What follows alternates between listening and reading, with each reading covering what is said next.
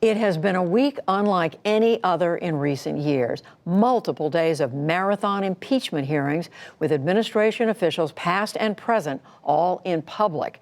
But where does the impeachment inquiry in the U.S. House of Representatives go from here? Correspondent Lisa Desjardins sat through every hour of those hearings, and she's here now to walk us through what the next few weeks might bring. So, Lisa, it has been a long week, a lot of hearings. The hearings ended yesterday afternoon, but today President Trump weighed in. That's right. Let's start there. The president clearly was paying very close attention to these hearings. He had a lot to say this morning on Fox and Friends. You reported his message about Vice President Mike Pence. Well, he also spoke about impeachment. Let's listen to some of what he said. Don't forget, there was no due process. You can't have lawyers. We couldn't have any witnesses. Right. We want to call the whistleblower. But you know who I want as the first witness? Because, frankly, I want a trial. What he's saying there is he doesn't think the House Intelligence hearings were fair. He didn't have representation there. His lawyers couldn't ask questions. He says he wants a trial. Well, Judy, if the House does vote to impeach the president, he will have no choice. We know from Senate Leader Mitch McConnell's office that he does plan to go forward with a trial, and there are not enough votes to prevent that in the Senate. Even though Republicans have a majority, they do not have enough who feel that a trial should be blocked. So procedure would require it if the House votes an impeachment. So now, Lisa, now that these public hearings seem to be behind us, what are the next steps?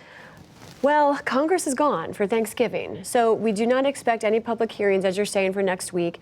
It is possible there could be some closed-door depositions. There are a few characters involved here that Congress has not been able to speak to, including Rudy Giuliani's associate, Lev Parnas. But, you know, it may be that Congress has no activity really in front of the scenes. But there is something that is going to happen next week on Monday. A federal judge has said that they plan to rule on a case involving the White House former counsel, Don McGahn. Now, he was a critical witness in the Mueller report case, testifying to what the president, he said the president asked, essentially, in his view, for Robert Mueller to be fired. So this is important in impeachment because Don McGahn would testify to a different impeachment allegation, obstruction of justice, if Democrats want to pursue that. If a court rules that he must testify, that could change timelines, that could change calculations. Of course, that could also continue to be appealed, but it's something we're going to watch closely next week. If there were a broadened impeachment inquiry focus.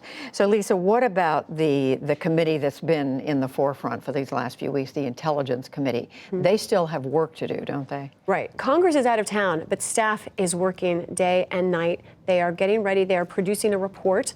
That report essentially will be the evidence as they see it against this president, and it will be a critical piece of information. At the same time, we should expect House Republicans on the Intelligence Committee, led by Jim Jordan and Devin Nunes, to put together their own report, their own kind of facts and their own findings. What's going to happen after that? Those reports will be presented to the public. Then the House Judiciary Committee will take up the issues. And Judy, when the House Judiciary Committee meets, they have the right to call public hearings. I'm told that we should expect some, but none of the same witnesses as we saw this week from the House Intelligence Committee. They say we feel that those witness testimony stands on its own. Instead, there is some questioning of whether we could see Mueller-related witnesses if the Judiciary Committee determines that that is also a case they want to make for articles of impeachment. Back to the point that you were making a moment ago. So everybody's curious to know, because we are coming up on the holidays, November, December. What does the calendar look like as far as we know? You know, I love a good calendar graphic. Our producer, Jesse, helped put this together, too. Let's take a look. Well, first of all, they're putting the report together now. We expect the report to go to the Judiciary Committee that first week of December. Then we expect those hearings, very likely those first 2 weeks of December. And listen, Judy, that's not just public hearings. That's also an important event, which will be the marking up of the articles of impeachment themselves. That will be line-for-line edits, potential amending of those articles.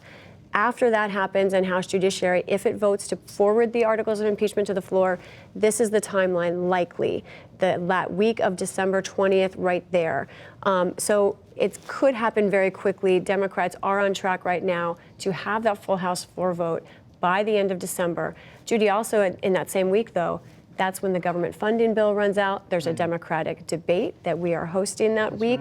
It is a very high-profile week. A lot is being crammed in there. but this is the likely schedule right now. Our viewers should be ready for a very busy and intense December. Not your usual period running up into Christmas and New Year's Not at and all. so forth. Lisa Desjardins, an incredible week. Thank you so much for all your work. You're welcome. My honor.